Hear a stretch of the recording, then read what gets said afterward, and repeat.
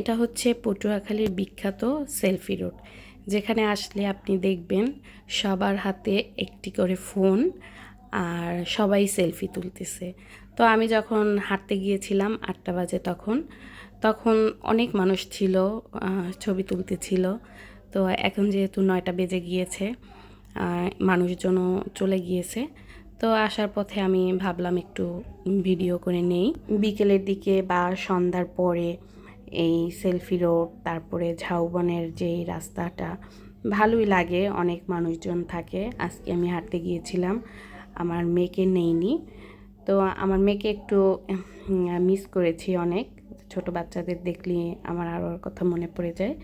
ওকে বাসায় রেখে আমি একা হাঁটতে গিয়েছিলাম। ওকে নিয়ে গেলেও প্রচণ্ড ডিস্টার্ব করে। প্রথম কিছুক্ষণ জোরে জোরে দৌড়ায়, তারপরে আম্মু আমার কষ্ট হয়, হাঁটতে পারি না, খুব ডিস্টার্ব করে। তাই ওকে রেখে গিয়েছিলাম ওর বাবার কাছে। তো আমারও হাঁটা শেষ, এখন আমি বাসায় চলে যাব। আপনারাও পটুয়াখালী যারা আছেন তারা এখানে হাঁটতে আসবেন, দেখবেন ভালো লাগে। তো সবাই ভালো থাকবেন, আল্লাহ হাফেজ।